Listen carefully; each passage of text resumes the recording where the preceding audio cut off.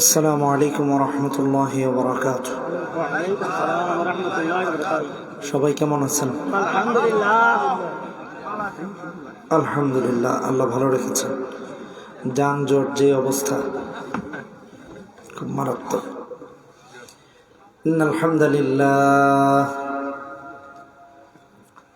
ইন্নাল হামদালিল্লাহ নাহমাদুহু ওয়া নাস্তাঈনুহু ওয়া নাস্তাগফিরুহু ওয়া নু'মিনু বিহি ওয়া নাতাওয়াক্কালু আলাইহি ونعوذ بالله من شرور أنفسنا ومن سيئات أعمالنا من يهده الله فلا مضل له ومن يضلله فلا هادي له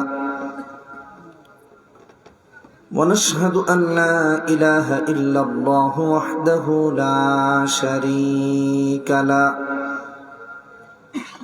ونشهد أن سيدنا ونبينا ومولانا محمدا عبده ورسوله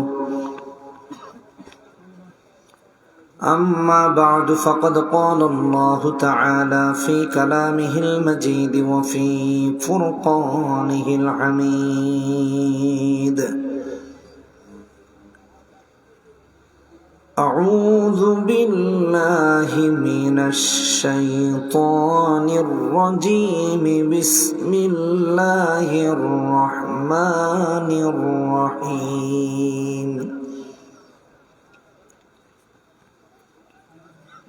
يا أيها الذين آمنوا خذوا حذركم فانفروا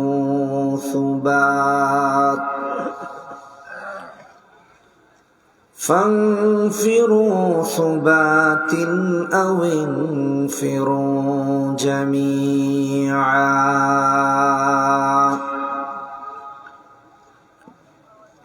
وإن منكم لمن ليبطئن فإن أصابتكم مصيبة قال قد أنعم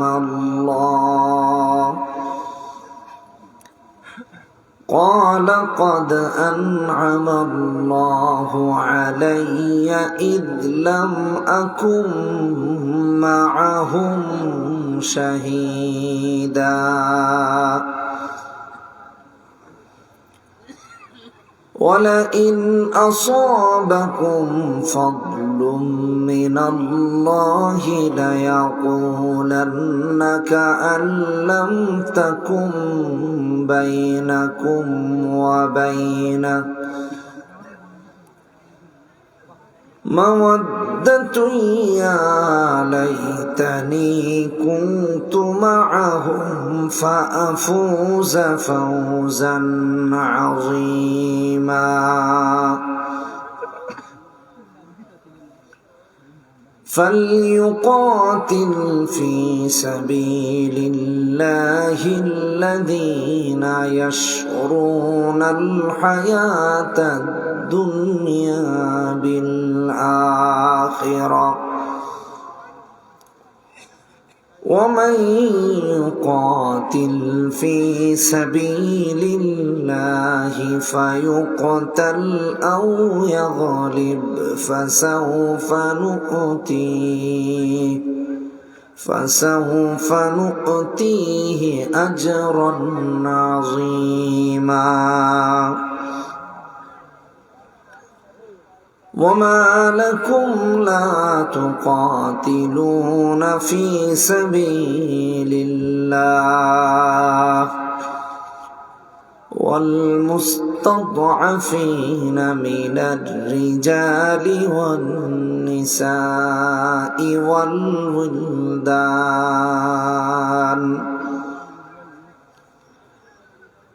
الذين يقولون ربنا أخرجنا من هذه القرية الظالم أهلها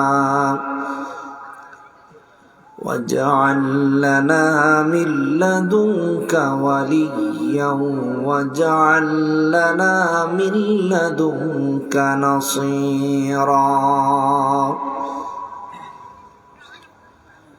الذين آمنوا يقاتلون في سبيل الله والذين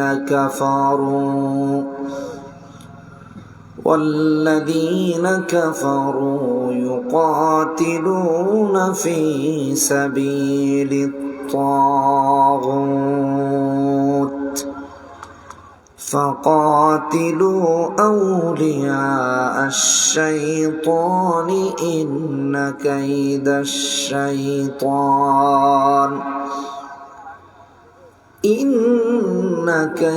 الشيطان كان ضعيفا وقال تعالى في شان حبيبه إن الله وملائكته يصلون على النبي يا أيها الذين آمنوا صلوا عليه وسلموا تسليما সবাই নামাজের দুরূদ পড়ি আল্লাহুম্মা সাল্লি আলা মুহাম্মাদিন ওয়া আলা আলি মুহাম্মাদ كما صليت على إبراهيم وعلى آل إبراهيم إنك حميد مجيد اللهم بارك على محمد وعلى آل محمد كما باركت على إبراهيم وعلى آل إبراهيم إنك حميد مجيد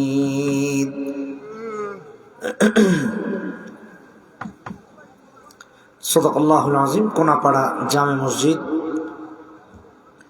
বড় হাজীপুর, উসমানীনগর, সিলেটের উদ্যোগে আয়োজিত আজকের এই বার্ষিক ওয়াজ মাহফিলের সম্মানিত সভাপতি, উপস্থিত হযরত উলামায়ে কেরাম, পিতৃতুল্য বাবারা, যুবক বন্ধুরা, পর্দার আড়ালে অবস্থানরত মায়েরা, বোনেরা, শুভেচ্ছা জানিয়ে কৃতজ্ঞতা জ্ঞাপন করছি মহান আল্লাহ সুবহানাহু ওয়া তাআলার দরবারে, যিনি ভালোবেসে দয়া করে আমাদেরকে এখানে আসার এবং বসার তৌফিক দিয়েছেন। এজন্য বলি আলহামদুলিল্লাহ। কোরআনুল কারীমের এক পৃষ্ঠা তেলাওয়াত করেছি, সূরা নিসার প্রথম সূরা আল ফাতিহা, তারপর বাকারা, তারপর আল ইমরান, তারপর হলো সূরা নিসা, চতুর্থ সূরা। এর ৭১ থেকে নিয়ে ৭১তম আয়াত থেকে তেলাওয়াত করেছি। আল্লাহ তাআলা এখানে একটা গুরুত্বপূর্ণ মেসেজ দিয়েছেন আমাদেরকে, জিহাদের মেসেজ। শর্ত সাপেক্ষে এটা কি পানি দেখি, এই কোম্পানির পানি ওয়াশ করে খাবো কি, এটা দেখি, থাক থাক, দেখছেন ওনারা বুঝে, আমরা না বুঝলে আর ওয়াশ করা আমাকে থাক, অসুবিধা নেই। কোরআনুল কারীমের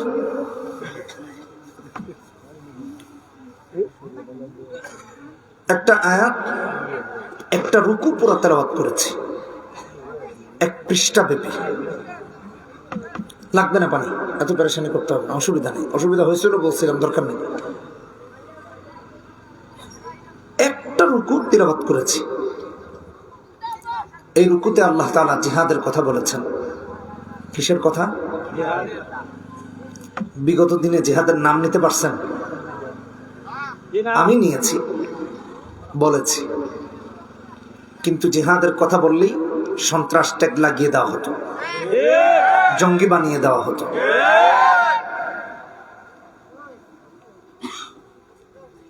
সাংবাদিক সম্মেলনে বলা হতো ইসলামিক বই পাওয়া গেছে।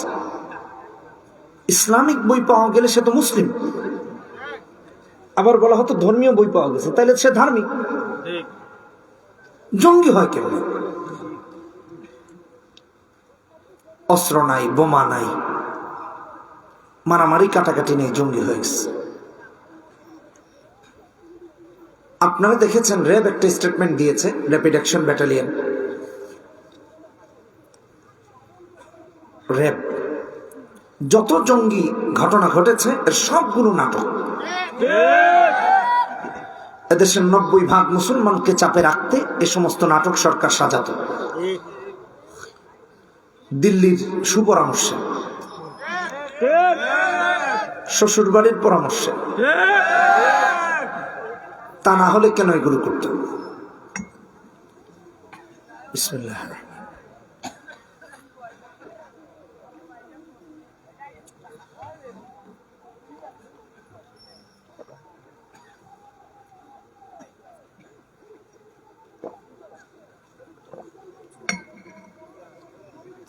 নিচে নিচে আল্লাহ তাআলা সেই জিহাদের কথা এই পুরো চ্যাপ্টারে বলেছেন। অথচ দেখেন এতদিন এগুলো নিয়ে গড়িমসি করা হতো। জিহাদকে নিয়ে অবহেলার কোনো সুযোগ আছে? নাই। অবহেলা করার কোনো সুযোগ আছে? কোনো সুযোগ নেই।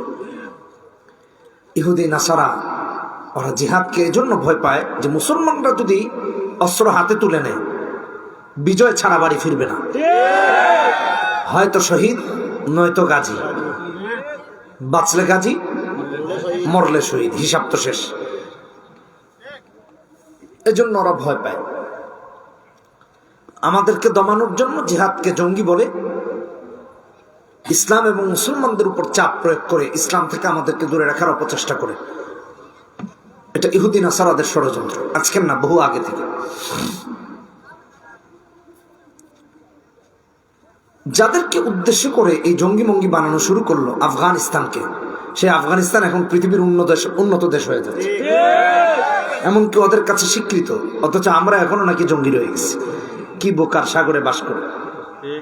ওরা বড় বড় রেসিং কার বানাচ্ছে, নিজস্ব অর্থায়নে ব্রিজ করছে,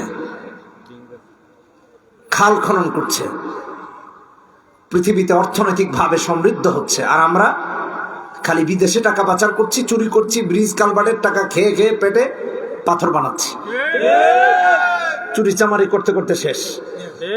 ওরা গাড়ি বানায় আর আমাদের দেশে অটো বানাইতেছি আমরা যদি গাড়ি বানাতে পারতাম সুন্দর, তাহলে যারা অটো চালাচ্ছে তারা গাড়ি চালাত। কথা বোঝেননি? ওই সেন্সে বলেছি, আবার কেউ এটা নিয়ে উপহাস করবেন না। প্রত্যেকের কাজ প্রত্যেকের কাছে সম্মানিত, এমনকি আমার কাছে সম্মানিত, যদি তা হালাল হয়। আল্লাহ তাআলা এখানে ইমানদারকে ডেকে বলেছেন। তবে জিহাদ সম্পর্কে একটু আলোচনা না করলেই নয়। জিহাদ শাব্দিক অর্থে জিহাদ বলা হয় চেষ্টা করা, সংগ্রাম করা, প্রচেষ্টা করা। পারিভাষিক অর্থে জিহাদ বলা হয় আল্লাহর জমিনে আল্লাহর দ্বীন কায়েমের জন্য, এমনকি মুসলমানদের সার্বভৌমত্ব রক্ষার জন্য যে চূড়ান্ত প্রতিরোধ গড়ে তোলা হয়, সেটাই হলো জিহাদ।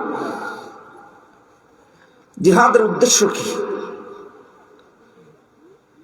আল্লাহর দাসত্ব ভুলে গিয়ে যারা মানুষের দাস হয়ে গেছে তাদেরকে মানুষের দাসত্ব থেকে মুক্ত করে রবের দাসত্বে রূপান্তরিত করা। দাসত্ব চলবে একমাত্র কার? জোরে বলি কার? আল্লাহ ছাড়া কারো দাসত্ব হতে পারে না, চলতে পারে না।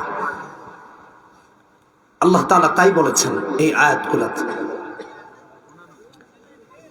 ইয়া আইয়ুহাল্লাযীনা আমানু, ইমানদারকে ডেকে বলেছেন, কাফের কেন? ইয়া আইয়ুহান নাস বলেন না, ইয়া আইয়ুহাল কাফিরুন বলেন না, ইয়া আইয়ুহাল্লাযীনা আমানু বলেছেন। কারণ লড়াই করবে মুমিন মুনাফিকের বিরুদ্ধে, কাফেরের বিরুদ্ধে, মুনাফিকেরও বিরুদ্ধে, কিন্তু মুনাফিকের পক্ষে না। সূরা তাহরিম 9 নম্বর আয়াত আল্লাহ বলেছেন, ইয়া আইয়ুহান নাবিয়্যু জাহিদিল কুফার ওয়াল মুনাফিকিন ওয়াগলুজ আলাইহিম ওয়া মাওয়াহুম জাহান্নাম।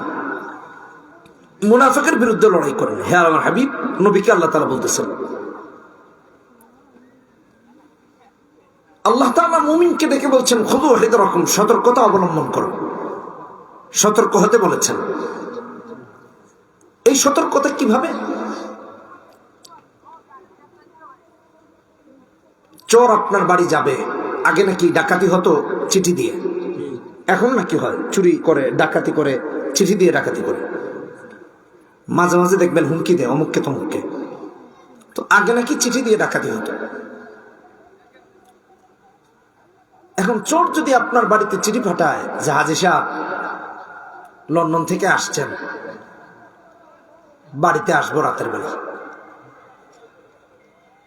হাজী সাহেব যদি সতর্ক হয় তাহলে কি ঘরের যা সম্পদ টম্পদ পাউন্ড টাউন্ড লন্ডন থেকে আনছে সব কি বারান্দার বাহিরে বলে দিব নাকি, রেখে দিব নাকি যে জামাই বেচারা আপনি আসবেন, বারান্দার ডান দিকে কোনায় আমি রেখে দিচ্ছি, সব আপনি নিয়ে যাবেন, এরকম কিছু কথা বলেন না? যদি সতর্ক হয় তাহলে চিন্তা করবে তুই আয়, খালি হয়তো তোরে মারবো নয়তো বা তোরে ধরবো, দুটার একটা। আর যদি ঘরে আজরাইল মার্কা কোনো মহিলা থাকে, বুঝেন নাই, সব তো আর এক না। কি চাচা সব এক?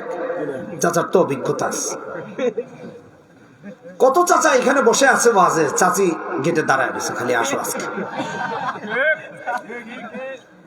চিন্তা করছেন কই চাচাদের কথা, যদি বিয়া করে না এডি করে, এরা বুঝে কেন? ও বাবার অভিজ্ঞতা আছে তো, বাবা মার নাকি? আচ্ছা যাক, বেশি গভীরে গেলাম না, এটা বাস্তবতা। ভাইরা আমার, যদি ওরকম হয় তাইলে বউ নিজেই কবে তোমার কোনো দরকার নেই, মোকাবেলা আমারে করতে দাও, বটিটা হিসাব নিকাশ আমি করছি, ওর কত শখ আমার শোনা গয়না নিতে আইছে। খুদু হায়দারাকুম, আল্লাহ তাআলা এখানে সতর্কতা অবলম্বন করতে বলেছেন, তবে নিরস্ত্র নয়, সশস্ত্র সতর্কতা অবলম্বন করতে বলেছেন। কারণ শর্ত সাপেক্ষে, ভালো করে শুনেন, আবার বলি শর্ত সাপেক্ষে, আবার বলি শর্ত সাপেক্ষে যখন জিহাদ ফরজ হয় তখন মিষ্টি হাতে নিয়ে ফরজ হয় না, অস্ত্র হাতেই বাতিলের সাথে লড়াইয়ের জন্য যুদ্ধের ময়দানে ঝাঁপিয়ে পড়তে হয়। মনে থাকবে তো ইনশাআল্লাহ? লড়াই করতে হবে। তখন লড়াই কেমনে করবে এটা তো আছে। দ্বিতীয়ত হলো ফানফিরু সুবাতিন আমফিরু জামিআ, দলে দলে অথবা একদল হয়ে জামাতবদ্ধ হয়ে বাতিলের মোকাবেলা করো, একা না। এজন্য দলবদ্ধ হতে বলেছেন আল্লাহ, ওয়াতাসিমু বিহাবলিল্লাহি জামিআ। আর আমরা বিক্ষিপ্ত বিচ্ছিন্ন, শয়তান চায় আমরা বিক্ষিপ্ত থাকি, আর আল্লাহ চান আমরা একতাবদ্ধ হয়ে চলি। আমরা শয়তানরে খুশি করি মাগার আল্লাহরে খুশি করি না। এতে পীর বুজুর্গ মাশায়েখ সব একই পথে আঁকতেছে। সামান্য মাসআলাগত ইখতিলাফের কারণে অমুক কাফের, অমুক মুশরিক, অমুক শেষ, এর টুপি লম্বা কেন? সব টুপি কি তোমার মতো হবে? টুপি লম্বা পড়লে কি হয়েছে? অমুক জুব্বা পরে কেন? কাটা পাঞ্জাবি নাই কেন? আবার অমুকেরটা কাটা কেন, গোল হলো না কেন? এই জন্য দল আলাদা, দেখতে পারে না, বিভক্ত। পাঞ্জাবি দিয়ে বিভক্ত হয়ে গেছে, টুপি দিয়ে বিভক্ত হয়ে গেছে। অথচ কোরআন এক কোরআন তাদেরকে এক করতে পারতেছে না। নবী এক, আপনার আমার শেষ নবী মুহাম্মদ সাল্লাল্লাহু আলাইহি ওয়াসাল্লাম একজনই, এরপরে আর নবী আসবেন না। পূর্ববর্তী সমস্ত নবীর আমরা সত্যায়ন করি, কাবার অপেক্ষা করেন না। মানে আমাদের বর্তমানে নবী কয়জন আছেন? একজন। মানে আছেন নাকি? ইন্তেকাল করেছেন। শেষ নবী মুহাম্মদ সাল্লাল্লাহু আলাইহি ওয়াসাল্লাম, আমাদের নবী একজন। তাহলে লড়াই করতে হবে জামাতবদ্ধ হয়ে, জামাতের সাথে একতাবদ্ধ হয়ে, একা না। আল্লাহ এই জিহাদের কথা এখানে বলেছেন। লড়াই করবো তো ইনশাআল্লাহ। কেমনে লড়াই করবেন? যেই দেশে ইলেকশনের ভোট বিক্রি হয় 500 টাকায়, এরা নাকি লড়াই করবে। ইমানকে ঠিক করি, ইমানকে মজবুত করি। ইহুদি নাসারারা আমাদেরকে হুমকি দেয়, দেশ দখল করে ফেলবে, বাংলাদেশ নাকি আর থাকবে না। এত সস্তা না। আমাদেরকে সমীকরণ দেখায়, কয় তোমাদের সৈন্য সংখ্যা মাত্র এত কয়টা, আর আমাদের এর চেয়ে কয়েক গুণ বেশি। আমাদের যুদ্ধ বিমান আছে এতগুলা, তোমাদের কয়টা আছে? কয় আমাদের এটা আছে, আমাদের ওটা আছে। পৃথিবীর ইতিহাস তালাশ করে দেখেন, মুসলমানেরা কখনো অস্ত্র শস্ত্রে বিজয় অর্জন করতে পারে নাই। বিজয় অর্জন করেছে ঈমান দিয়ে। বিজয় অর্জন করেছে ঈমান দিয়ে। লা ইলাহা ইল্লাল্লাহর প্রতি যার ঈমান যত মজবুত, সে তত শক্তিশালী মুমিন। শক্তিশালী মুমিন। ওরা আমাদেরকে ভয় দেখায়, ওরা আমাদেরকে ভয় দেখায় এটা। আচ্ছা ভাই, আফগান 20 বছর লড়াই করেছে পৃথিবীর পরাশক্তির সাথে। অস্ত্র তো অত্যাধুনিক ওদের ছিল, মুজাহিদদের কি ছিল? কিছুই তো ছিল না, কিন্তু লড়াই করেছে 20 বছর। বিজয় হয়েছে মুমিনের, বিজয় হয়েছে মুমিনের, বিজয় হয়েছে ইসলামের। ঈমান যার যত মজবুত, তার বিজয় ততটা অত্যাসন্ন, ততটা নিকটবর্তী, ততটা নিকটতম। এজন্য ঈমানকে মজবুত করেন। আর যারা আমাদেরকে ভয় দেখায়, যারা আমাদেরকে বলে বাংলাদেশ থাকবে না, যারা আমাদেরকে বলে সীমান্ত দখল করে নিচ্ছে, যারা আমাদেরকে অস্ত্র শস্ত্রের ভয় দেখায়, যারা আমাদেরকে গোলা বারুদের ভয় দেখায়, আমি তাদেরকে সাবধান করে দিয়ে বলছি, মুসলমানেরা অস্ত্র বিশ্বাসী নয়, আল্লাহর নুসরতে বিশ্বাসী, ঈমানে বিশ্বাসী, কোরআনে বিশ্বাসী, নবীজির কথায় বিশ্বাসী। মুসলমানেরা কখনো অস্ত্র শস্ত্রে বিশ্বাসী নয়। যারা আমাদেরকে থ্রেট দেয়, আমি তাদেরকে বলছি, তোমরা মনে রাখবা, আমাদের লক্ষ লক্ষ সৈন্য নাই, তবে লক্ষ লক্ষ মুসলমান আছে। যেই দেশের মানুষ 20 কোটি, আর তার 90% মানুষ মুসলমান, এক একজন জানবাজ মুজাহিদ আল্লাহু আকবারের ধ্বনি দিয়ে যদি আগায়, বাতিলের রাত প্রাসাদ তছনছ হয়ে যাবে। মুসলমানদের বিজয়। নারে তাকবীর, আল্লাহু আকবার। ইসলাম ইসলাম জিন্দাবাদ জিন্দাবাদ জিন্দাবাদ জিন্দাবাদ। ইসলাম ইসলাম কুরআন সুন্নাহর আলো, করে করে চালো, করে করে চালো, কুরআন সুন্নাহর আলো। বিশ্বলি কুরআন। সবাই যুদ্ধের ময়দানে যায় না। একটা গ্রুপ আছে মুনাফিক, ওরা যাবে না। আল্লাহ তাদের কথা বলছেন।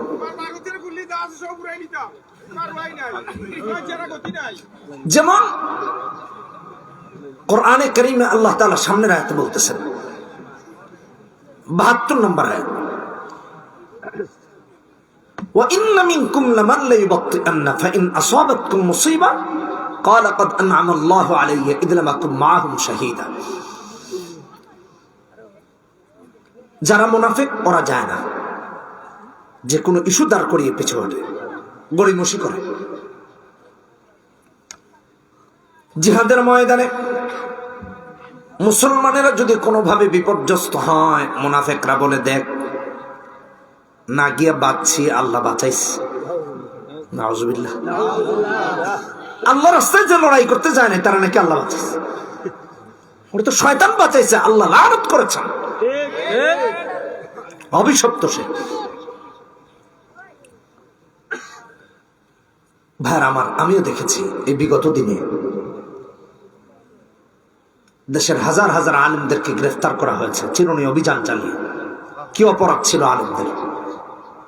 কারো জানা থাকলে আমাকে বললেন।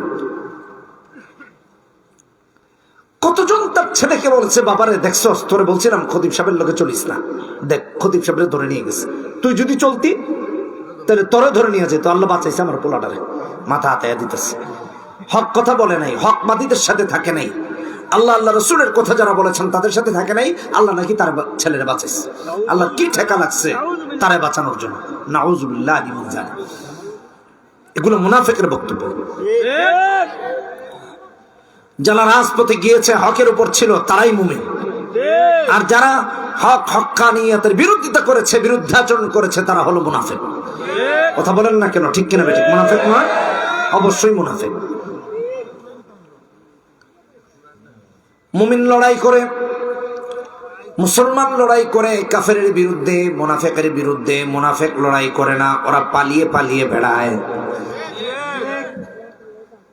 উহুদের যুদ্ধে দেখেননি? পালাইছে। এরকম সব সময় মুনাফিকরা পিছে থাকে। উহুদ বাদ দেন না, বর্তমান যে আমাদের দেশে যে ঝড় তুফান গেল, আলেমদেরকে জেলখানায় নিয়ে যাওয়া হলো, সব চুপ। কিসের কারণ? কেন চুপ ছিলাম? আনন্দদেরকে জেলখানায় নিয়ে যাওয়া হয়েছে, জাতির সূর্য সন্তানদেরকে। আমরা চুপ কেন থাকবো? এটা তো মুমিন কখনো চুপ থাকতে পারে না। মুসলমান তো কথা বলা উচিত ছিল। আল্লাহ রাব্বুল আলামিন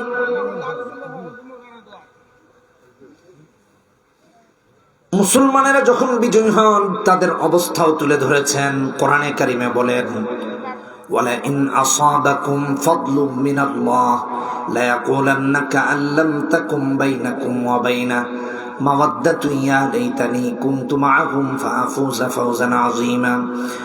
মুসলমানেরা যদি বিজয়ী হয় তখন আবার এরা বলে, আমরাও যদি তাদের সঙ্গী হতাম তাহলে তো বিজয়ী আমরাও হতাম, সাফল্যমণ্ডিত হতাম। কথা কোন ঠিক কিনা বেটি? এই জন্য দেখবেন লড়াইয়ের ময়দানে, জিহাদের ময়দানে সফল হওয়া এটা তো অনেক বড়। 5 আগস্টেই যারা অংশগ্রহণ করতে পারে নাই তারাও আক্ষেপ করে বলে, আহারে আমি যদি অংশগ্রহণ করতে পারতাম। 5 আগস্ট মনের ব্যথা বেদনা যেন তাদেরকেও ছাড়ে নাই, আক্ষেপ করে, আফসোস করে। কিন্তু জিহাদ মুমিন করে যার ঈমান আছে। যুদ্ধের ময়দানে গিয়ে আপনি দাঁড়ালেন, ডান দিকে গুলি যাচ্ছে, বাম দিকে গুলি যাচ্ছে, মাথার উপর দিয়ে গুলি যাচ্ছে, যুদ্ধ বিমান উপর থেকে গুলি ছুটছে। কতটা মজবুত ঈমান থাকলে পরে আপনি দাঁড়িয়ে থাকবেন চিন্তা করেছেন? কতটা মজবুত ঈমান থাকবে?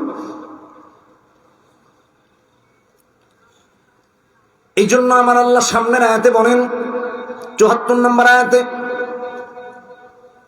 فَلْيُقَاتِلْ فِي سَبِيلِ اللَّهِ الَّذِينَ يَشْرُونَ الْحَيَاةَ الدُّنْيَا بِالْآخِرَةِ وَمَنْ يُقَاتِلْ فِي سَبِيلِ اللَّهِ فَيُقْتَلْ أَوْ يَغْلِبْ فَسَوْفَ نُؤْتِيهِ أَجْرًا عَظِيمًا।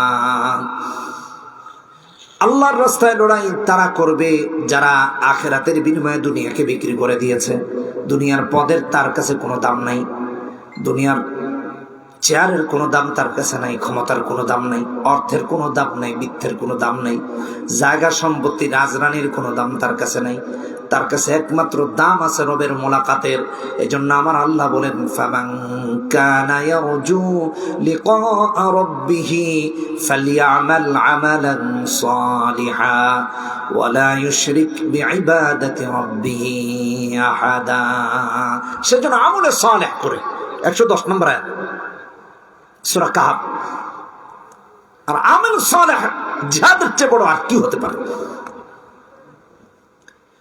এই জন্য মুজাহিদ মুসলমান মুমিন সে রবের মুলাকাতের জন্য উদ্গ্রীব হয়ে থাকে যে কখন আমার রবের সাথে দেখা হবে, শাহাদাতের তামান্না নিয়ে আগ বাড়ে। এই জন্য ইহুদি নাসারারা মুসলমানদেরকে ডরায় যে ওরা লড়াই করে ক্ষমতার জন্য, আর মুসলমান লড়াই করে আল্লাহর দাসত্বের জন্য, তার কোনো ফায়দার জন্য না। তার ফায়দা শহীদ হলে, তার ফায়দা গাজীও হলে আল্লাহ পুরস্কৃত করবেন তার। এই জন্য মুসলমানরা তখন লড়াই করে যখন সবকিছু রবের কাছে নিবেদন করে দেয়। সবকিছুর মালিক কে? জোরে বলেন কে? আল্লাহ। বন্ধুগণ আমার, সাহাবীরা জিহাদের ময়দানে যাবেন, জানতেন হয়তো বা তিনি শহীদ হয়ে যাবেন, এমনও হয়েছে কনফার্ম জানতেন তিনি শহীদ হয়ে যাবেন, তারপরও যুদ্ধের ময়দান থেকে পিছপা হন নাই। এটা আল্লাহর কতটা মহব্বত থাকলে সম্ভব একটু চিন্তা করে দেখেন। আপনাদের মনে আছে কিনা জানি না, মুতার যুদ্ধ, মুসলমানরা লড়াইয়ে বের হবেন, নবীজি যুদ্ধের ঘোষণা করলেন, সাহাবীরা প্রস্তুতি গ্রহণ করলেন, নবীজি বললেন যাও বিদায় নিয়ে আসো। এক একজন সাহাবী নিজের বাড়ি বাড়ি চলে গেলেন। আমার ভাইয়েরা, এই যুদ্ধে নবীজি তিনজন সেনাপতির নাম ঘোষণা করে দিয়েছেন। 1 নাম্বার বললেন প্রথম সেনাপতি হবে যায়েদ ইবনে হারেসা। যায়েদ ইবনে হারেসা যদি শহীদ হয়ে যায় সেনাপতি হবে জাফর ইবনে আবি তালেব। আমার জাফরও যদি শহীদ হয়ে যায় সেনাপতি হবে আব্দুল্লাহ বিন রাওয়াহা। আব্দুল্লাহ বিন রাওয়াহাও যদি শহীদ হয়ে যায় তোমাদের মাঝে পরামর্শক্রমে একজন সেনাপতি নির্ধারণ করে নিবা, তিনি ছিলেন খালিদ ইবনে ওয়ালিদ। যেরকম সুবহানাল্লাহ। যুদ্ধের দামামা বেজেছে, ঘোষণা করা হলো যুদ্ধের জন্য প্রস্তুতি নাও, বাড়ি থেকে বিদায় নিয়ে আসো। সাহাবীরা একে একে বাড়ি গেলেন, কেউ বাবার থেকে, কেউ মায়ের থেকে, কেউ স্ত্রী সন্তানের থেকে বিদায় আনতে গেলেন। এক সাহাবী স্ত্রীকে বললেন, স্ত্রী আমার, নবীজি যুদ্ধের ঘোষণা করেছেন, বিদায় দাও, যুদ্ধে যাই। সন্তান বাবা বাবা বলে চিৎকার করে করে কাঁদতেছে। সাহাবী জিহাদের ময়দানে যাবেন,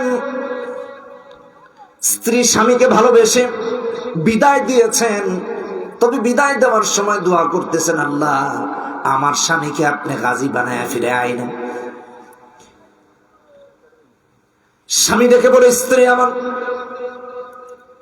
এই যুদ্ধ থেকে আর মনে হয় আমার ফিরে আসা হবে না। কারণ হলো নবীজি এক প্রথম সেনাপতি যার নাম ঘোষণা করেছেন, তিনি যায়েদ ইবনে হারেসা। আল্লাহ তার ব্যাপারে নবীজিকে জানায় দিয়েছেন তিনি আর বেঁচে থাকবেন না, শহীদ হয়ে যাবেন। যে কারণে নবীজি দ্বিতীয় সেনাপতি নির্ধারণ করে দিলেন, যিনি জাফর ইবনে আবি তালিব। নবীজি আবার বললেন, জাফরও যদি শহীদ হয়ে যায়, সেনাপতি হবেন আব্দুল্লাহ বিন রাওয়াহা।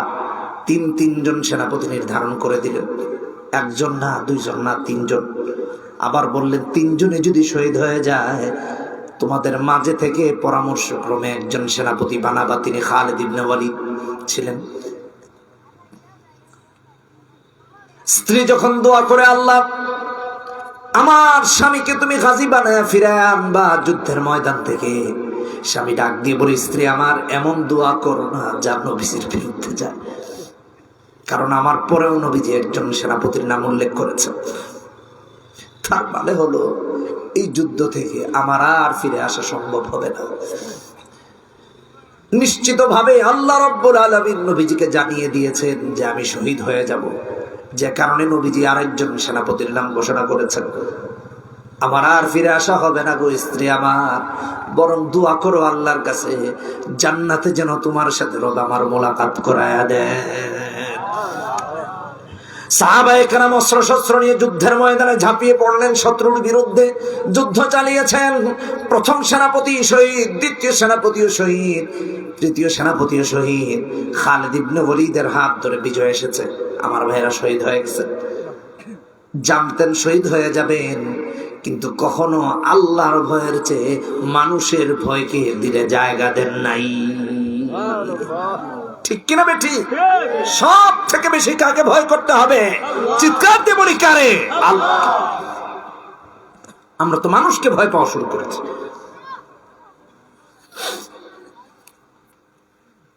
৭৭তম আয়াতে তাই আল্লাহ বলেন, ফালাম্মা কুতিবা আলাইহিমুল কিতালু ইযা ফারিকুম মিনহুম ইয়াখশাউনান নাস কাখাশিয়াতিল্লাহি আও আশাদ্দা খাশিয়া। মানুষ এমন হয়ে গেছে আল্লাহর চেয়ে বেশি মানুষকে ভয় পায়। দেখেন, নেতার ডরে হক কথা বলে না। এমনকি বহু মসজিদের খতিব চাকুরি চলে যাবার ভয়ে হক কথা বলে না। খতিবকে হক কথা বলতে উদ্বুদ্ধ করুন, সাহসিকতা দিন, উৎসাহিত করুন। আপনি হক কথা বলবেন, যতদিন আপনি আছেন হক কথা বলে যাবেন, আমরা আপনার সাহায্যে আছি। যেই খতিব হক কথা বলে না, তার খেতাবতি করার কোনো যোগ্যতাই নেই, কেন? তার পিছনে নামাজ আদায় করবেন। আল্লাহ আমাদেরকে হেদায়েত দান করুন। ভাইরা আমার, বন্ধুরা আমার, বুঝতে পারছি আমরা হকের উপর চলতে হবে। এই জন্যই চক্ষু আল্লাহর রহমত, কুদরত, আল্লাহর নিজামকে যদি না দেখে না শিখি, তাহলে কিয়ামতের দিনে চোখ আপনাকে আমাকে জাহান্নামে নিয়ে যাবে, এই কান আপনাকে আমাকে জাহান্নামে নিয়ে যাবে। জিহাদের মর্তবা এত বেশি, আল্লাহ রাব্বুল আলামিন কোরআনে কারিমে সামনের আয়াতগুলোতে বলতেছেন, 93-94 নম্বর আয়াত, লা ইয়াস্তাবিল কাঈদুনা মিনাল মুমিনিনা গায়রু উলিদ দারার ওয়াল মুজাহিদুনা ফি সাবিলিল্লাহি বিআমওয়ালিহিম ওয়া আনফুসিহিম ফাদ্দালাল্লাহুল মুজাহিদিনা বিআমওয়ালিহিম ওয়া আনফুসিহিম আলাল কাঈদিনা দারাজা ওয়া কুল্লান ওয়া'দাল্লাহুল হুসনা ওয়া ফাদ্দালাল্লাহুল মুজাহিদিনা আলাল কাঈদিনা আজরান আযীমা। আমার আল্লাহ ঘোষণা করলেন,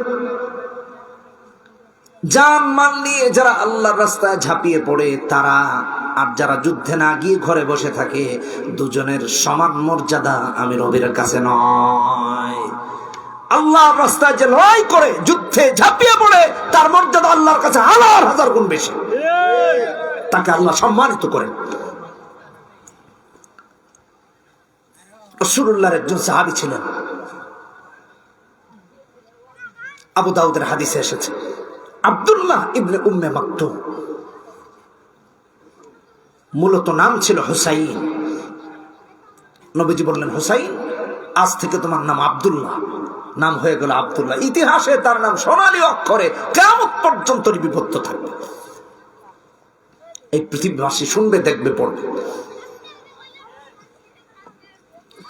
নবীজির কাছে আসলেন, আমার আল্লাহ এই আয়াত নাজিল করলেন, গায়রু উলিদ দরার, এই বাক্য বাদ দিয়ে, অর্থাৎ যারা ওজরগ্রস্ত তারা ছাড়া যারা লড়াই করে তাদের মর্যাদা, আর ঘরে থাকে যারা তাদের মর্যাদা। তখন আল্লাহ গায়রু উলিদ দরার এটা বলেন নাই। নবীজি হযরত যায়েদকে বললেন, যায়েদ আসো, লিখে রাখো। হযরত যায়েদ তা লিখে রাখলেন। আব্দুল্লাহ ইবনে উম্মে মাকতুম যখন জানলেন, নবীজিকে বললেন, ইয়া রাসূলুল্লাহ, ইয়া হাবিবাল্লাহ, আমার চক্ষু নাই, কিন্তু আমি জিহাদের তামান্না রাখি, শাহাদাতের তামান্না রাখি। আমার জিহাদের ময়দানে পাঠায় দেন, যুদ্ধ করব। মানুষজন বলতো, তুমি কিভাবে যুদ্ধ করবা, তুমি তো অন্ধ মানুষ। আব্দুল্লাহ ইবনে উম্মে মাকতুম বলতেন, আমার হাতে তোমরা ইসলামের পতাকা ধরায়া দিবা, ইসলামের পতাকাটা উঁচু করে ধরে রাখবো। আমি তো অন্ধ মানুষ, দেখবো না কে আমারে মারতেছে, কে আমারে কাটতেছে, দেখবো না। এমনকি যুদ্ধের ময়দান থেকে আমার ফিরে যাওয়ার কোনো সুযোগ নেই। যতক্ষণ এই দেহে প্রাণ থাকবে ততক্ষণ পর্যন্ত ইসলামের পতাকাটাকে উঁচু করে তুলে ধরে রাখবো, যতক্ষণ পর্যন্ত এই দেহে প্রাণ থাকবে। সুবহানাল্লাহ। তিনি হলেন আব্দুল্লাহ ইবনে উম্মে মাকতুম। নবীজিকে যখন বললেন, ইয়া রাসূলুল্লাহ, ইয়া হাবিবাল্লাহ, আমার তো যুদ্ধের আকাঙ্ক্ষা আছে, তামান্না আছে, চক্ষু অন্ধ, আমারে কেউ যুদ্ধে নিয়ে যায় না, তাই বলে কি আমি ফজিলত হাসিল করব না? আল্লাহ সঙ্গে সঙ্গে জিবরিল নাজিল করে বললেন, যাও আমার হাবিবকে জানায়া দাও, গায়রু উলিদ দরার, আব্দুল্লাহ ইবনে উম্মে মাকতুমের মতো যে সমস্ত সাহাবীরা আছে, মানুষ আছে, জিহাদের তামান্না আছে, যুদ্ধ করতে চায়, আল্লাহর পথে লড়াই করতে চায়, অজরের কারণে, শরীয়ী অজরের কারণে যুদ্ধ করতে পারে না, তারাও আল্লাহর রাস্তায় জিহাদের মর্যাদা পাবে। চিন্তা করেছেন এই সাহাবীর মর্যাদা কত উপরে, অথচ চক্ষু ছিল। আয়াত নাজিল করে দিয়েছেন।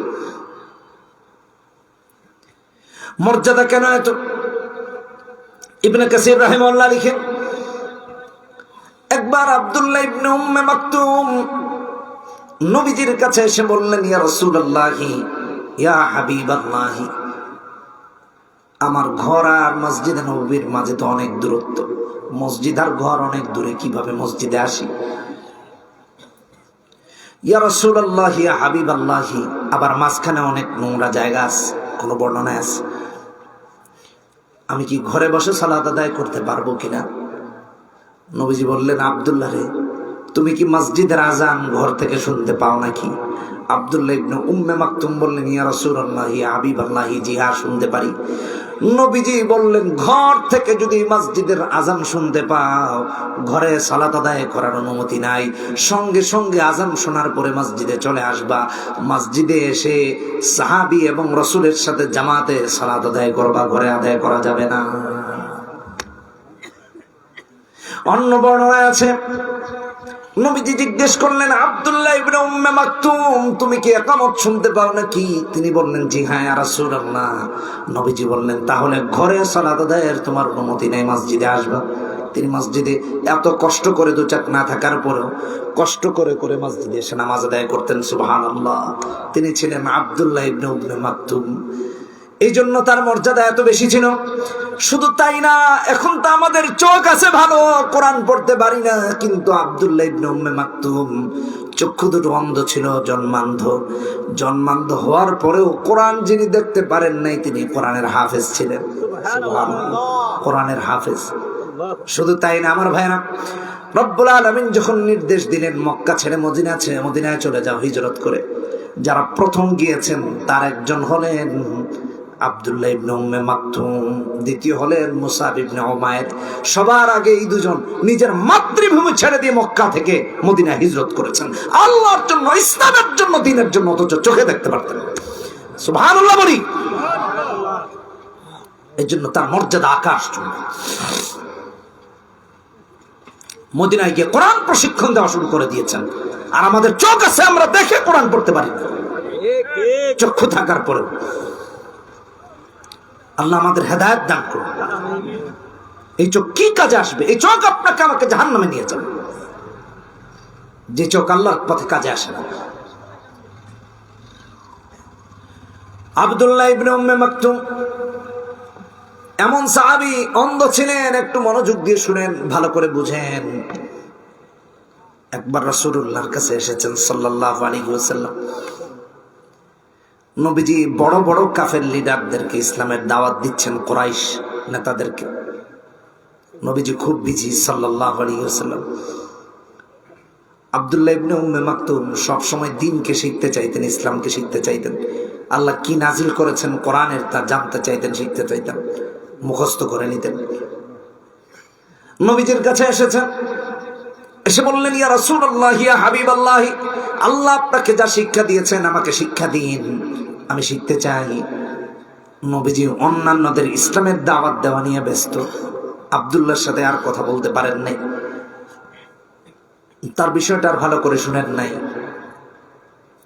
আল্লাহ রাব্বুল আলামিন সঙ্গে সঙ্গে একটা না, দুইটা না, তিনটা না, চারটা না, সূরা আবাসাতে 1 থেকে 16টি আয়াত নাযিল করেছেন।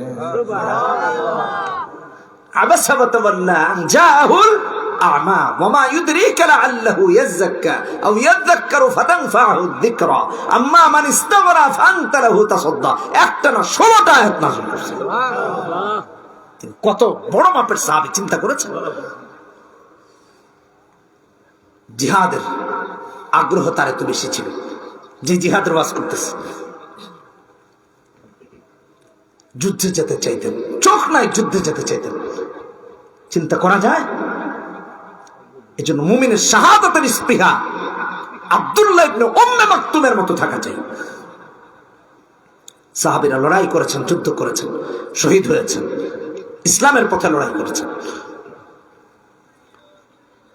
বন্ধুগণ আমার, ভাইগণ আমার, নবীজির ইন্তেকাল হয়ে গেছে। খলিফাতুল মুসলিমিন হলেন হযরত আবু বকর, তিনি রাষ্ট্র চালালেন, তিনিও শহীদ হয়ে গেলেন। খলিফাতুল মুসলিমিন হলেন ওমর। কাদেসিয়ার যুদ্ধের জন্য ডাক আসলো, সবাই রেডি হয়ে গেল পারস্যের বিরুদ্ধে। মুসলমানরা অস্ত্র শস্ত্র নিয়ে কাফেরদের বিরুদ্ধে লড়াইয়ে লিপ্ত হলেন। লড়াই চলছে তো চলছে, একদিন হয়ে গেল, বিজয় আসে না। দ্বিতীয় দিন লড়াই চললো, বিজয় আসে না। 3 নাম্বার দিন বিজয় এসেছে ইমানের মুসলমানেরা বিজয়ী হয়েছেন।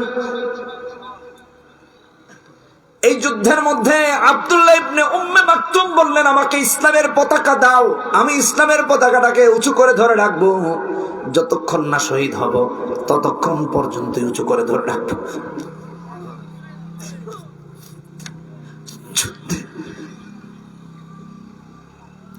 যুদ্ধে তাকে নেওয়া হতো না দেখে তিনি বলতেন, দেখো আমি তো চোখে দেখি না,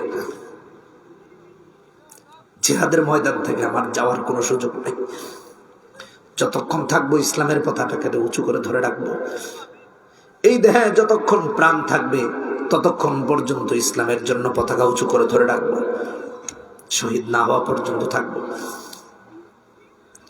কাদেসিয়ার যুদ্ধে এভাবেই গেলেন, পতাকাটাকে উঁচু করে ধরে রাখলেন। মুসলমানেরা লড়াই করতে করতে শহীদ হয়েছেন একের পর এক, অনেক সাহাবী শহীদ হয়ে গিয়েছেন। তাদের মাঝে একজন আব্দুল্লাহ ইবনে উম্মে মাকতুম শাহাদাত বরণ করেছেন।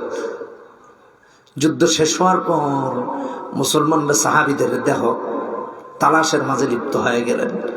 যারা শহীদ হয়েছেন শহীদদের দেহ তালাশে তালাশ করতে করতে দেখা যায় কাদেসিয়ার যুদ্ধে 3 দিন যুদ্ধ চলেছে। তার মাঝে আব্দুল্লাহ ইবনে উম্মে মাকতুমের দেহটা ইসলামের পতাকা জড়িয়ে ধরে শহীদ হয়ে পড়ে রয়েছে। সুবহানাল্লাহ। ইসলামকে কতটা ভালোবাসলে তিনি এমন করতে পেরেছেন চিন্তা করা যায় নাকি? আজকে আমাদের হাজার হাজার লাখো লাখো চোখ আব্দুল্লাহ ইবনে উম্মে মাকতুমের একটা দৃষ্টিহীন চোখের সমান হতে পারবে না। এই জন্য চোখকে ইসলামের জন্য বানাই, কানকে বানাই, আপাতমস্তককে বানাই, কলিজাকে বানাই, পুরো দেহকে বানাই। আমার সমস্ত কিছু হবে কার জন্য? চিৎকার দিয়ে বলি, কার জন্য? আল্লাহর জন্য। আমার আল্লাহ রাব্বুল আলামিন বলেন, ফালিয়ুকাতিল ফি সাবিলিল্লাহি আল্লাযীনা ইয়াশরুনাল হায়াতাদ দুনিয়া বিল আখিরাহ। ৭৪ নম্বর আয়াত। আল্লাহর রাস্তায় তো লড়াই তারা করবে যারা আখিরাতের বিনিময়ে দুনিয়া বিক্রি করে দিয়েছে। এজন্য দুনিয়ার কোনো দাম তার কাছে নাই। তারা আপনি ডর দেখাবেন কিসের? অস্ত্রের? অসম্ভব। সে তো আল্লাহ ছাড়া কাউকে ডরায় না, ঠিক কিনা বেঠি? আর ওমান ইউকাতিল ফি সাবিলিল্লাহি ফায়ুকতাল আও ইয়াগলিব ফাসাউফা নুতিহি আজরান আযীমা। আর আল্লাহর রাস্তায় যারা লড়াই করে তারা হয়তো শহীদ নয়তো বা গাজী, আল্লাহর কাছে পুরস্কৃত হয় কিনা জোরে খান। এজন্য মুসলমানের কোনো ডর ভয় নাই। বাঁচলে গাজী, মরলে আরো জোরে, বাঁচলে গাজী, মরলে শহীদ। আল্লাহ ছাড়া কাউকে আমরা ভয় পাই না। মনে থাকবে তো ইনশাআল্লাহ। আমার আল্লাহ পরের আয়াতে বলেন, ৭৫ নম্বর আয়াতে, ওমা লাকুম লা তুকাতিলুনা ফি সাবিলিল্লাহ। তোমাদের কি হলো? তোমরা আল্লাহর রাস্তায় লড়াই করো না। ওয়াল মুস্তাদআফিনা মিনার রিজাল ওয়ান নিসা ওয়াল ওয়িলদান আল্লাযীনা ইয়াকুলুনা রাব্বানা আখরিজনা মিন হাযিহিল ক্বরিয়াতিজ যালিমি আহলুহা ওয়াজআল লানা মিন লাদুনকা ওয়ালিয়্যান ওয়াজআল লানা মিন লাদুনকা নাসীরা। কি হলো? তোমাদের লড়াই করো না কেন আল্লাহর রাস্তায়? অথচ মুসলমানেরা মাজলুম। আপনি ফিলিস্তিনের দিকে তাকায় দেখেন, কত নারী শিশুরা আর্তনাদ করতেছে, আল্লাহ বাঁচাও। আল্লাহ বলে, কি তোমাদের মাঝে কেউ নাই নাকি? কেন লড়াই করো না আল্লাহর রাস্তায়? সব খালি বসে বসে দেখে। আমার আল্লাহ কোরআনে কারিমে উল্লেখ করেছেন, এই আয়াতের শানে নুজুল আছে।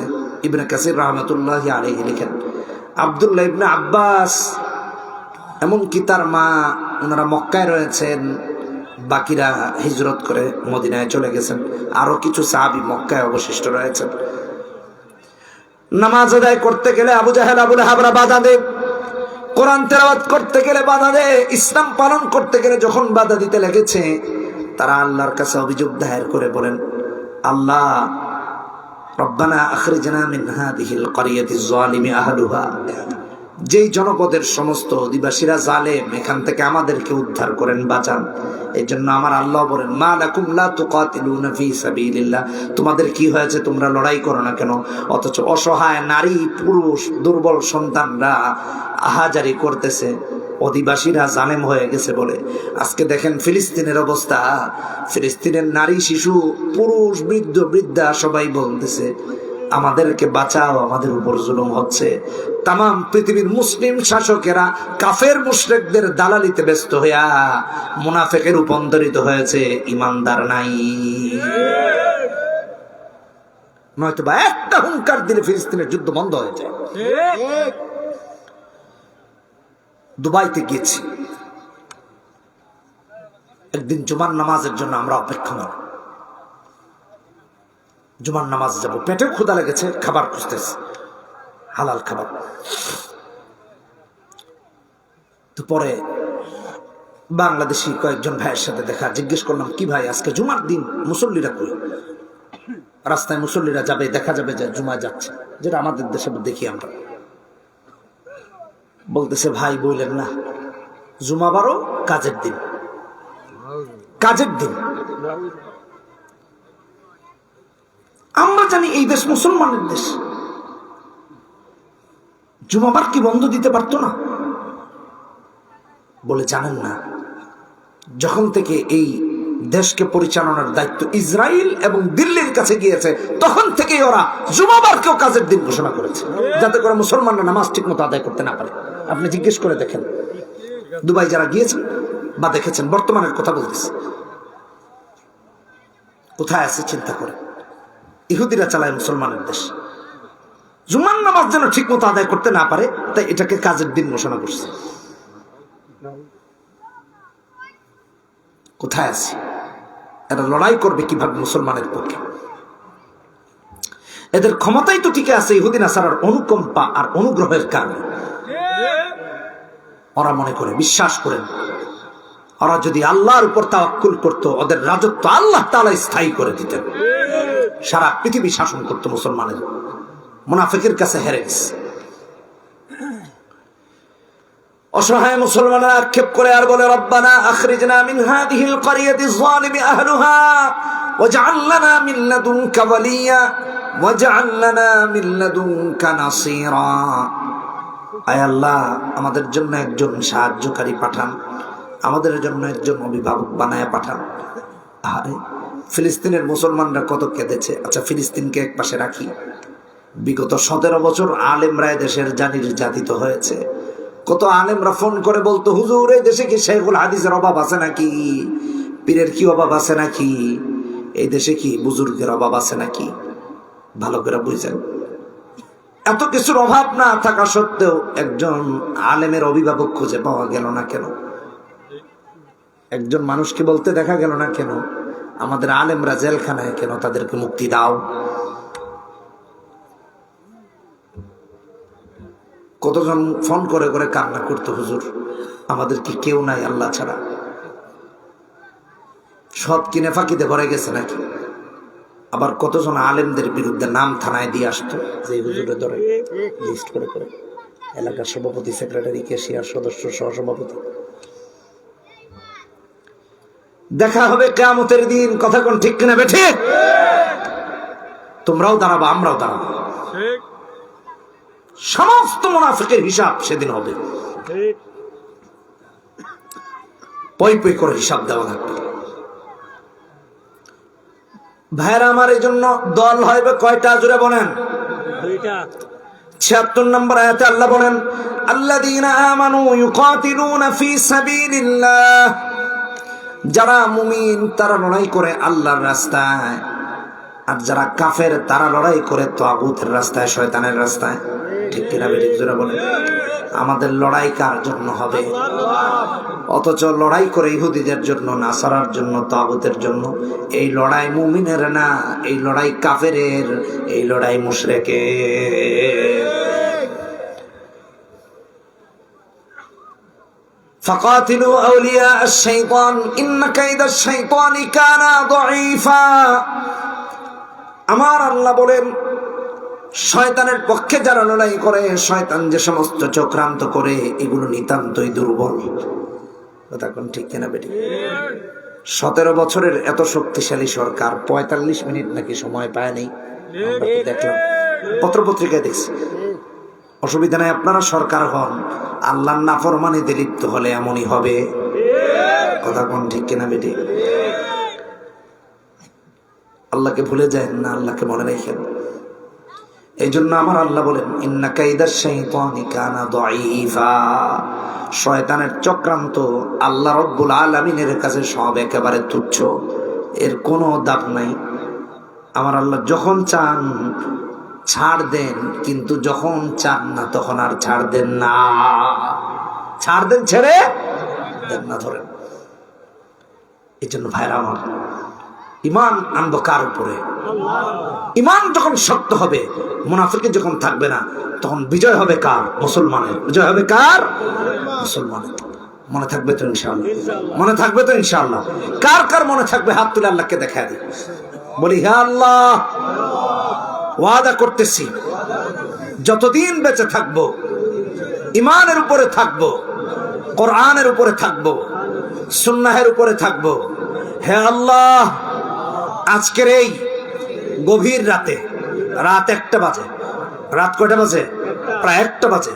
এই গভীর রাতে তোমার কাছে ওয়াদা করতেছি যতদিন বাঁচবো কোরআন সুন্নাহর উপরে বাঁচবো। রাজি আছি না ইনশাআল্লাহ? জোরে বলি ইনশাআল্লাহ। আল্লাহ আমাদের সবাইকে আপনি কবুল করেন। আরো জোরে বলি আমিন। হাত নামাই পড়ি আস্তাগফিরুল্লাহ। ইন্নাল্লাহা গফুরুর রহিম। লা ইলাহা ইল্লাল্লাহু মুহাম্মাদুর রাসূলুল্লাহ। সুবহানাল্লাহি ওয়া বিহামদিহি সুবহানাল্লাহিল আযীম। লা ইলাহা ইল্লাল্লাহু মুহাম্মাদুর রাসূলুল্লাহ। সুবহানাকাল্লাহুম্মা ওয়া বিহামদিকা আশহাদু আন লা ইলাহা ইল্লা আনতা আস্তাগফিরুকা ওয়া আতুবু ইলাইক। আল্লাহুম্মা আমিন। ربنا ظلمنا أنفسنا وإن لم تغفر لنا وترحمنا لنكونن من الخاسرين ربنا لا تزغ قلوبنا بعد إذ هديتنا وهب لنا من لدنك رحمة إنك أنت الوهاب। মাবুদ গো, রাত 1টা বেজে গেছে, তোমার বান্দারা প্রচন্ড শীত উপেক্ষা করে বসে আছে, তোমাকে ভালোবেসে বসছে আল্লাহ, তোমাকে মহব্বত করে বসেছে আল্লাহ। আমাদের আশা বসাকে তুমি কবুল ও মঞ্জুর করে নাও প্রভু। মা হারিয়ে বাবা হারিয়ে যে সমস্ত এতিম বান্দারা বান্দিরা তোমার দরবারে হাত তুলেছে গো মাবুদ, কবর তো সাপ বিচ্ছুর ঘর, পোকামাকড়ের ঘর, খুললে দেখা যাবে লাশ কঙ্কাল হয়ে গেছে, বিভৎস চেহারা কোটিটা বেরিয়ে আসবে। রব্বুল আলামিন, ওই অন্ধকার কবরে বাবা মা কেমন আছে আমরা কেউই জানি না। আমাদের মা বাবার কবরকে তুমি জান্নাতের বাগান বানায় দাও রব্বুল আলামিন। এই কোনাপাড়া থেকে যারা কবরবাসী হয়ে গেছে মাফ করে জান্নাতবাসী বানায় দাও। তামাম মুর্দেগার মুসলমানদেরকে তুমি মাফ করে দাও, জান্নাতবাসী বানায় দাও। মা বোনদেরকে কবুল করে নাও, ঘরে ঘরে কোরআনের তালিম চালু করে দাও। মা বোনদেরকে পর্দা রক্ষা করে চলার তৌফিক দাও। হযরত ফাতিমার সঙ্গী হিসেবে জান্নাতে থাকার তৌফিক দিয়ে আল্লাহ তাআলা। যে সমস্ত যুবকেরা কোরআনের এই মাহফিলের আয়োজন করেছে আল্লাহ, এই সমস্ত যুবকদেরকে ইসলামের জন্য, দ্বীনের জন্য তুমি কবুল ও মঞ্জুর করে নাও। কোনাপাড়া জামে মসজিদের সমস্ত মুসল্লিকে তুমি কবুল করে নাও। মসজিদের খতিব সাহেব, ইমাম সাহেবকে কবুল করে নাও। মুয়াজ্জিন খাদেমকে কবুল করে নাও। মুসল্লিকে কবুল করে নাও। কমিটি মেম্বারদেরকে তুমি কবুল ও মঞ্জুর করে নাও আল্লাহ। বিদেশ থেকে যারা অর্থ দিয়ে, শ্রম দিয়ে সাহায্য সহযোগিতা করেছে তামাম মুর্দেগানদেরকে তুমি দ্বীনের জন্য, ইসলামের জন্য কবুল ও মঞ্জুর করে নাও আল্লাহ রাব্বুল আলামিন। প্রবাসী ভাইদের উপর তোমার খাস রহমত নাজিল করো আল্লাহ। বিদেশে দেখেছি কত ভাইয়েরা কত কষ্ট করতেছে আল্লাহ, প্রবাসীদের উপর তোমার খাস রহমত নাজিল করো গো আল্লাহ। প্রবাসীদের সমস্ত জরুরত তোমার গায়বী খাজানা থেকে তুমি পুরো করে দাও আল্লাহ। এর উপর তোমার খাস রহমত নাজিল করো। ব্যবসায়ীদেরকে হালাল ব্যবসা করার তৌফিক দিয়ে দাও। অভাব অনটন থেকে হেফাজত করো। ঘরে ঘরে হালাল কামাই রুজির ব্যবস্থা করে দাও আল্লাহ। যারা এত রাত পর্যন্ত এখানে এসেছে আমিন আমিন বলে কাঁদতেছে আল্লাহ, তোমার বান্দাদের নামগুলো ধরে ধরে সমস্ত নেক উদ্দেশ্যকে তুমি কবুল মঞ্জুর করে নাও। জান্নাতের সর্দার হযরত হাসান আর হুসাইনের সঙ্গে তুমি বানায়া দিও আল্লাহ। আমাদের প্রত্যেকের দোয়া কবুল করে নাও। জিন্দেগীর তামাম গুনাহ আর জীবনে গুনাহ করব না, হেদায়েত দিয়ে দাও। রব্বানা তাকাব্বাল মিন্না ইন্নাকা আনতাস সামিউল আলিম। আল্লাহ, যারা অসুস্থ শিফায়ে কামেলা আজলা দায়মা নসিব করো। অভাবীদের অভাব দূর করো। ঋণগ্রস্তদের ঋণ পরিশোধের ব্যবস্থা করে দাও। ربنا تقبل منا إنك أنت السميع العليم وتب علينا يا مولانا إنك أنت التواب الرحيم سبحان ربك رب العزة عما يصفون وسلام على المرسلين والحمد لله رب العالمين بحق كلمة طيبة لا إله إلا الله محمد رسول الله والسلام عليكم ورحمة الله وبركاته.